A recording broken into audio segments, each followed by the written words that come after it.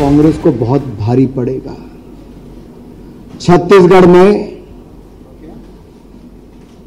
कोयला घोटाला हो, शराब घोटाला हो, घोटाले के बाद घोटाला बाहर आया, मुख्यमंत्री के कार्यालय के अधिकारियों तक को उसमें गिरफ्तार किया गया, कांग्रेस के बड़े नेताओं से पूछताछ हुई, हजारों करोड़ रुपया लूट के माध्यम से कांग्रेस ने छत्तीसगढ़ में कमाया। एक तरह से कहा जाता था कांग्रेस के लिए छत्तीसगढ़ की सरकार और छत्तीसगढ़ एटीएम बन गया है, ऑल टाइम मनी। पूरी कांग्रेस की भरपाई वहां से होती थी, लेकिन कांग्रेस का पेट है जो जल्दी भरता नहीं है। सत्ता में आने के लिए अब विदेशी ताकतों का हाथ भी और विदेशी पैसा भी महादेव ऐप वालों के थ्रू पहुंचाया गया। महादेव का नाम भी यहां पर खराब किया। और मैं तो ये कहूंगा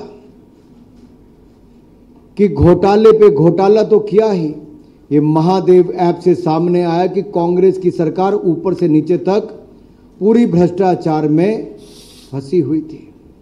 मेरे भाई और बहनों, यही नहीं, अगर राजस्थान में देखेंगे तो कांग्रेस ने जहां मुख्यमंत्री का कार्यालय है, सचिवालय में ही जो विभाग मुख्यमंत्री के पास है, उसके अधिकारी से 2 करोड़ से ज्यादा पैसा सचिवालय में पकड़ा गया, 1 किलो से ज्यादा सोना पकड़ा गया। और अभी कर्नाटक में इनकी सरकार बनी ही थी, वहां से भी करोड़ों रुपए इनके नेताओं से पकड़े जाते हैं और उसकी फंडिंग तेलंगाना से लेके अन्य राज्यों तक की जाती है। विदेशी पैसे, विदेशी ताकतों का कांग्रेस उपयोग कर रही है चुनाव जीतने के लिए। उसका उदाहरण महादेव ऐप के 508 करोड़ रुपया मुख्यमंत्री भूपेश बघेल को देने की बात जो सामने आई है, इसने कई सवाल खड़े किए हैं कि कांग्रेस भ्रष्टाचार के पैसे से सत्ता में आना चाहती है, क्योंकि अन्य राज्यों में कांग्रेस की गारंटियां फेल हो चुकी हैं। मैं हिमाचल प्रदेश की बात आपके सामने करूं तो मैं कुछ आंकड़े आपके सामने लेकर आया हूं और आपको जानकर भी हैरानी होगी।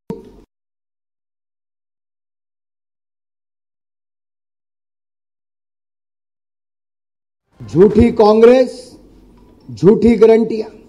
अब कांग्रेस ने, अगर आप देखोगे क्या क्या गारंटियां दी थी, इसका एक मैं आपके सामने है। पहली थी जैसे चुनावी पेंशन, पुरानी पेंशन बहाल होगी, नहीं किया। युवाओं के लिए 5 लाख रोजगार देंगे, नहीं दिए। फिर महिलाओं को कहा था हर महीने 1500 रुपए देंगे, लाखों बहनें अभी तक इंतजार कर रही, नहीं दिया। 300 यूनिट बिजली मुफ्त में देंगे, नहीं दी। उल्टा बिजली के बिल ज्यादा आ रहे हैं हिमाचल प्रदेश में।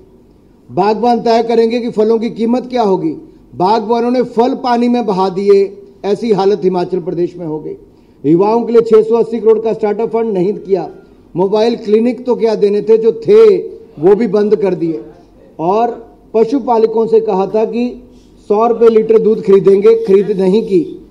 और ये कहा था 2 रुपए किलो गोबर खरीदेंगे, वो भी नहीं खरीदा। क्या ये बहनों से जो वायदा किया था कांग्रेस ने हिमाचल में 1500 रुपए महीने देना, वो नहीं दिया। ये वायदा किया था कि क्या देंगे, जगह जगह जाकर 67,000 पद भरेंगे, नहीं भरे। मैं हिमाचल की बात इसलिए कर रहा हूं कि कांग्रेस यहां पर आकर बड़े बड़े वायदे कर रही है।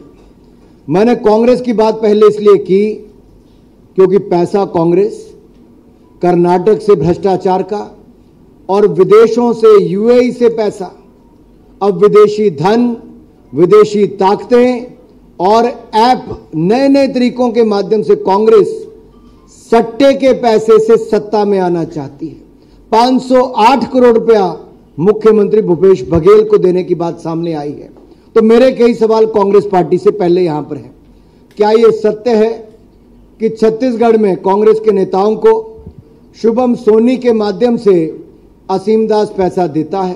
कांग्रेस जवाब दे, राहुल गांधी जवाब दे। क्या यह सत्य है कि असीम दास को एक वॉइस मैसेज के माध्यम से यह आदेश दिया गया था कि वो रायपुर जाए और भूपेश बघेल, क्या ये टाइटन में असीम दास ने से पैसा बरामद हुआ? और मेरा चौथा सवाल है कि क्या ये सत्य है कि अलग अलग बैंक अकाउंट में 15 करोड़ रुपए के पीएमएलए के तहत पैसा फ्रीज किया गया? क्या ये सत्य है कि असीम दास नामक एक व्यक्ति से 5 करोड़ 30 लाख रुपया से ज्यादा पैसा जब्त हुआ और ये माना कि 508 करोड़ रुपया अब तक भूपेश बघेल जो कांग्रेस के मुख्यमंत्री उनको देने की बात कही गई? ये कांग्रेस का हाथ का निशान भी ऐसे, तो 5 सवाल भी मेरे ऐसे ही है। क्या कांग्रेस जवाब देगी? राहुल गांधी जवाब देंगे? और कुछ चैनल ने स्टिंग किए और उन स्टिंग पे भी सत्य सामने आया है। कांग्रेस सत्य के रास्ते सत्ता नहीं, सट्टे के रास्ते सत्ता अपनाना चाहती है। सत्य से तो बहुत दूर हो गई, सट्टे के साथ कांग्रेस दिखती है सत्ता का रास्ता अपनाने के लिए। अब मैं आ जाऊं आपके अपने राज्य तेलंगाना में। मित्रों, जब तेलंगाना का राज्य बना भारतीय जनता पार्टी में, उस समय सांसद था, मैंने पार्लियामेंट में देखा क्या क्या नजारे हुए, कांग्रेस ने क्या क्या ड्रामे रचे, सोनिया गांधी जी की भूमिका क्या थी।